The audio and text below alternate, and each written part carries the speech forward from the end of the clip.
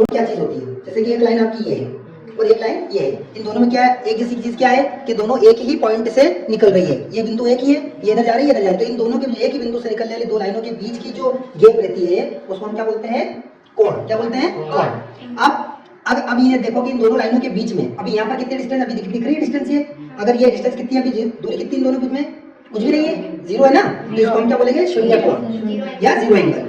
लेकिन जैसे जैसे हम आगे बढ़ेंगे तो देखो ये कोण बन रहा है, दोनों के बीच में डिस्टेंस बढ़ रही है, और अगर हम घूमते घूमते अगर ऐसे आ गए, अब इन देखो दोनों लाइनों के बीच में इतनी डिस्टेंस बन रही है और ये दोनों लाइन सीधी एक आकृति हो गई, तो ये कितने पे आ गए, 90 डिग्री। जब 90 डिग्री की गैप हो जाती है दो लाइनों के बीच में, उसको हम बोलते हैं समकोण। क्या बोलते हैं, समकोण या फिर राइट एंगल, है ना। हमारे x डिग्री अगर ये कोण है तो इसकी वैल्यू कितनी होगी, किसके बराबर होगा, 90 डिग्री। लेकिन ये 0 से 90 के बीच में कहीं भी अगर होगा, कहीं भी मतलब 0 से ज्यादा और 90 से कम, तो उसको हम बोलते हैं न्यून कोण या फिर एक्यूट एंगल।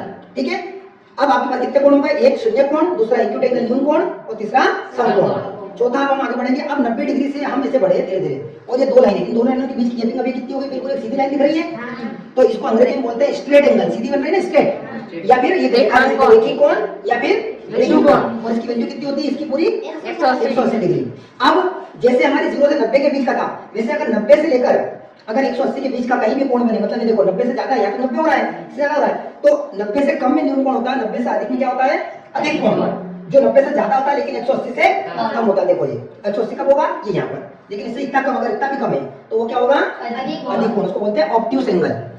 क्या बोलते हैं, ऑब्ट्यूस एंगल ना। अब जब हम इसको आगे बढ़ाएंगे और ये लाइन बढ़ रही है दोनों, अब इन दोनों लाइनों के बीच में कितना कोण बनता जा रहा है, देख रहे हो, धीरे धीरे बढ़ता जा रहा है, बढ़ता जा रहा है। अब ये धीरे धीरे बढ़ता बढ़ता अब ये कहां गया, 270 पर, 270 डिग्री, है ना, 270 डिग्री। तो अपना एक कोण होता है प्रतिवर्ती कोण बोलते हैं, जो 180 से ज्यादा रहे लेकिन 360 से कम हो, मतलब कहां पर, 360 से कम।